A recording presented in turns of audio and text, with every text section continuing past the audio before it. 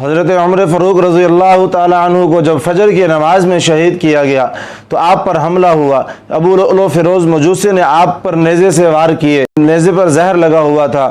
آپ رضی اللہ تعالیٰ عنہ فجر کی نماز پڑھا رہے تھے کہ ابو لؤلؤ فیروز مجوسی نے آپ رضی اللہ تعالیٰ عنہ پر حملہ کر دیا، جس سے آپ رضی اللہ تعالیٰ عنہ شدید زخمی ہو گئے۔ آپ کو اٹھا کر گھر لایا گیا۔ جب آپ کو ہوش آیا تو سب سے پہلے یہ سوال کیا کہ میری فجر کا کیا بنا؟ بتایا گیا کہ جسم سے خون بہ رہا ہے، تو فرمایا کہ جنگ کے اندر بھی جسم سے خون بہ رہا ہوتا ہے لیکن ہم پھر بھی نماز پڑھتے ہیں۔ چنانچہ آپ کو تیمم کرایا گیا اور آپ نے فجر کی نماز ادا کی۔ پھر دوسرا سوال یہ کیا کہ میرا قاتل کون ہے؟ بتایا گیا کہ ابو لؤلؤ فیروز مجوسی آپ کا قاتل ہے۔ اس پر آپ نے الحمدللہ کہا کہ اللہ تیرا لاکھ لاکھ شکر ہے کہ میرا قاتل مجوسی ہے، میرا قاتل کوئی مسلمان نہیں۔ اس کے بعد اپنے بیٹے عبداللہ کو بلایا اور فرمایا کہ جاؤ بیٹا، امی عائشہ صدیقہ رضی اللہ تعالی عنہ کے پاس جاؤ اور ان کی خدمت میں جا کر عرض کرو کہ آپ کا غلام آپ صلی اللہ علیہ وسلم اور صدیق اکبر رضی اللہ تعالی عنہ کے پہلو میں دفن ہونا چاہتا ہے، آپ خوشی سے اجازت دیں تو یہاں دفن کر دیا جائے۔ اور جاتے ہوئے ایک بات یاد رکھنا کہ امیر المؤمنین نہ کہنا کہ ہو سکتا ہے کہ امی عائشہ صدیقہ امیر المؤمنین ہونے کا لحاظ کرتے ہوئے اجازت دیں۔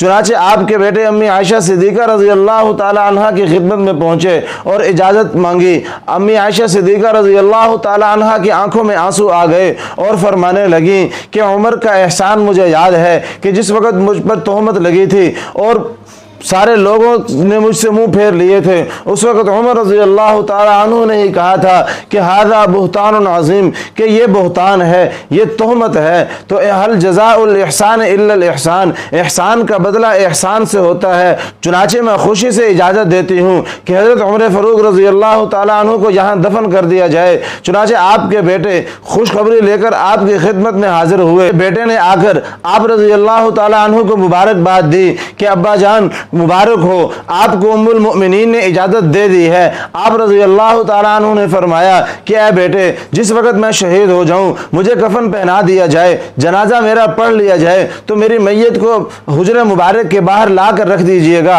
اور پھر امی عائشہ سے دوبارہ اجازت لیجئے گا۔ ہو سکتا ہے کہ ام المؤمنین نے میرے زندہ ہونے کی وجہ سے اور میرا حیا کیا ہو۔ اس وقت بھی یہ بات یاد رکھنا کہ امیر المؤمنین نہ کہنا بلکہ یہ کہنا آپ کا غلام، آپ کے غلام کی میت حاضر ہے، اگر اجازت ہو تو ہم اندر قبر بنا لیں، اگر ام المؤمنین اجازت دیں تو پھر قبر بنانا، وگرنہ مجھے جنت البقیع میں دفن کر دینا۔ تو لوگوں میں یہاں پر ایک بات کہنا چاہتا ہوں کہ جو شخص انصاف کے اندر اس قدر احتیاط کرتا ہو، اپنی قبر کی زمین کے لیے اس قدر احتیاط کرتا ہو کہ اپنے مرنے کے بعد بھی اجازت طلب کرے، تو وہ شخص اہل بیت کی زمینوں کو کیسے غصب کر سکتا ہے؟